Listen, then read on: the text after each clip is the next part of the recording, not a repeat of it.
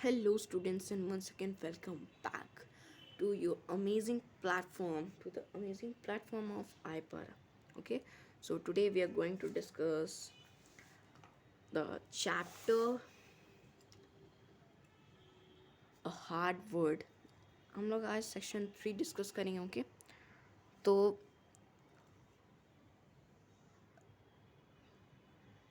Start करते हैं. A teacher had heard the noise and was coming to call the boys from the ice just as they broke through. He tore some boards from a fence close by and shoved them out on the ice until they came within the reach of the boys in the water. तो क्या होता है, जो boys है, जो जो ice break हो जाता था, ब्रेक हो गया था, सॉरी, ब्रेक हो गया था, और उसमें जो बॉयज़ गिर गए थे, तो वो कॉल कर रहे थे अपने टीचर को. तो जो टीचर है वो हियर करते हैं उनके वॉइस को और छट से क्या करते हैं, ही टोर सम बोट्स. वो कुछ बोट्स लाते हैं और from a fence close by and shove them on the ice until they came with in the reach of the boys in the water. तो फिर जो बॉयज़, जितने भी बॉयज़, उनको उस बोर्ड को पकड़ करके ऊपर आते हैं. देन हम लोग नीचे पढ़ते हैं. After a while he succeeded in getting the 3 boys out of the water, but not until they were almost frozen. George's father and the mother were very much troubled when he was brought home, and they learned how narrowly he had escaped drowning. But they were so glad to know that he was safe that they did not ask him any question until he was warm and comfortable again. तो क्या होता है कि जो teacher है वो तीनों के तीनों जो बॉयज़ है जो वाटर के अंदर चले गए थे उनको निकालने में सक्सेसफुल रहती है, और वो एकदम जम चुके थे क्योंकि इतनी ठंड थी, क्योंकि वो आइस के नीचे चले गए थे, और आप जानते ही है कि आइस के नीचे कितनी ठंड होती है. So from that you can have a sense. तो उसके बाद क्या होता है, उसके बाद जो जॉर्ज के फादर और मदर थे वो बहुत ज़्यादा घबरा जाते हैं जब जॉर्ज को घर लाया जाता है, और देन वो कुछ सवाल नहीं करते हैं जॉर्ज से जब तक कि जॉर्ज जो है पूरी तरह से गर्माहट फील ना करने लगे, क्योंकि इतना ठंड थी. यू कैन इमेजिन कितनी ठंड होगी जब आइस के नीचे कोई चल जाएगा. You can imagine from the mind. तो आप लोग अंदाज़ा लगा सकते कितनी ज़्यादा ठंड थी. And then but in the evening, when they were all gathered together about the cheerful fire, his father asked him how he came to disobey his positive instruction. George answered that he did not want to go on the ice, but the boys made him.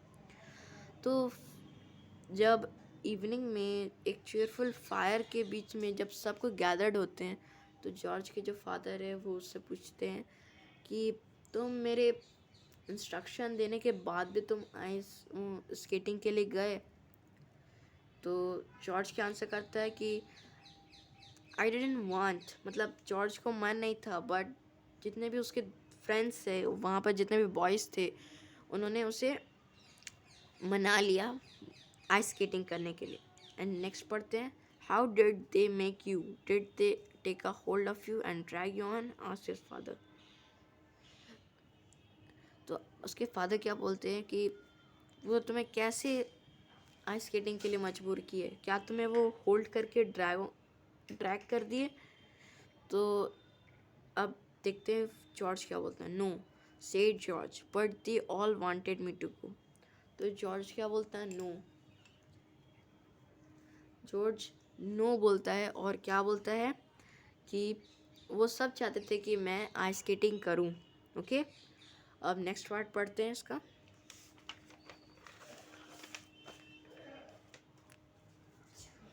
when they asked you why didn't you say no, जब तो उसके father पूछते हैं कि जब सबको ही तुमसे तुमको मना रहे थे कि तुम आइस स्केटिंग करो तो तुमने नो क्यों नहीं बोला. I was going to do so, but they called me a coward and said I was afraid to go and I couldn't stand that. तो जॉर्ज क्या बोलता है कि वो सब चाहते थे कि मैं जाऊं और मेरे नहीं आने पर वो मुझे कोवार्ड और बोल रहे थे कि मैं डरता हूँ आइस स्केटिंग करने से. ओके, सो फादर बोलते हैं उसके and so said his father, you found it easier to disobey me and run the risk of losing your life than to say that little word you thought so easy last night. You must not say no.